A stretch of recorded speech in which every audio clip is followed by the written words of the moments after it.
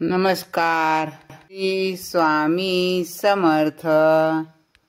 विड्याचं पान किंवा दुसरं नाव आहे त्याला नागवेलीचं पान. आता ही विड्याचं पान सगळ्यांना माहितीच आहे, कारण आपल्याकडं कोणत्याही शुभ कार्यामध्ये विड्याचं पान हे लागतंच. आता विड्याची पानं शुभ कार्यात महत्त्वाची का मानली जातात? तर घरात कोणतंही शुभ कार्य असेल तर पहिली मागणी केली जाते ती विड्याच्या पानांची. घरात कोणतीही पूजा असू दे, साखरपुडा किंवा लग्न यासारखे शुभ कार्य असेल तर अनेकदा गुरुजी किंवा भटजी पहिला प्रश्न काय विचारतात? विड्याची पानं आणली आहेत का? आता या विड्याच्या पानांना केवळ महाराष्ट्रातच नाही तर इतर राज्यातील किंवा इतर धर्माच्या लोकांमध्ये सुद्धा या पानांना खूप महत्त्व आहे.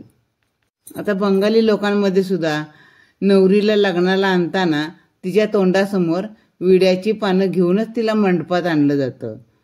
तर तेलुगू, बिहारी, पंजाबी या सर्व धर्मांमध्ये विड्याचं पान आणि सुपारी देऊन मगच लग्नाची बोलणी चालू करतात किंवा शुभ कार्याला सुरुवात करतात.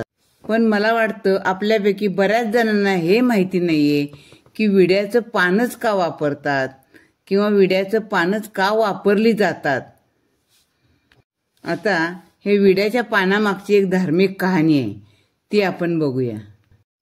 समुद्र मंथन करीत होते ना, त्यावेळेला त्यातून अमृत निघाल्यानंतर भगवान विष्णूंनी मोहिनीचं रूप धारण केलं आणि त्यांनी अमृताचं वाटप केलं.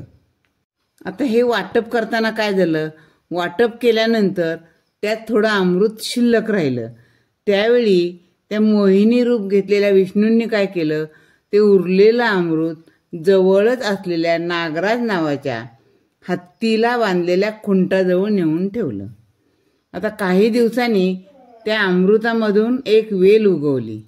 आता ती वेल नागाप्रमाणे हत्तीजवळील खुंटावर सरसर वाढत चालली. आता त्या मंडपावरती पसरली. हिरवीगार पानं आलेली पाहून देवांना आनंद झाला. देवांनी त्या वेलीला नाव दिलं नागवेल. हळूहळू ती वेल खूप मोठी झाली. जेवण झाल्यानंतर देव आणि देवता या पानाचा विडा आवडीने खाऊ लागले. त्यानंतर देवाला महानैवेद्य अर्पण केल्यावर देवापुढे पानाचा विडा, दक्षिणा हे सगळं ठेवण्यात येऊ लागलं. आता विड्याच्या पानांचं महत्त्व काय? तर विड्याच्या पानांच्या टोकाला लक्ष्मीचा वास असतो.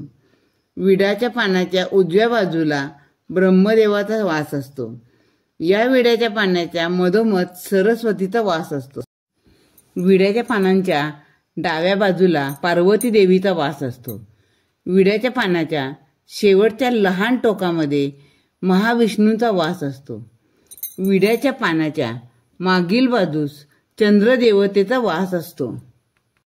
विड्याच्या पानाच्या सर्व कोपऱ्यांमध्ये परमेश्वराचा वास असतो. विड्याच्या पानाखाली मृत्यू देवतेचा वास असतो. म्हणून विडा खाताना किंवा तांबूल खाताना बुडाचा भाग काढून मगच सेवन करण्याची पद्धत आहे. विड्याच्या पानाच्या देठात अहंकार देवता आणि दारिद्र्य लक्ष्मी म्हणजे अलक्ष्मी राहते. म्हणून पान सेवन करताना देठ काढून टाकायचे असतात. खरं तर देठ काढून टाकायची पूर्वापार पद्धत आहे. आपल्याला त्याचं कारण माहीत नव्हतं. तुम्ही पण कधी पान खाणार असाल तर नेहमी देठ काढूनच खावं पान. धन्यवाद. श्री स्वामी समर्थ.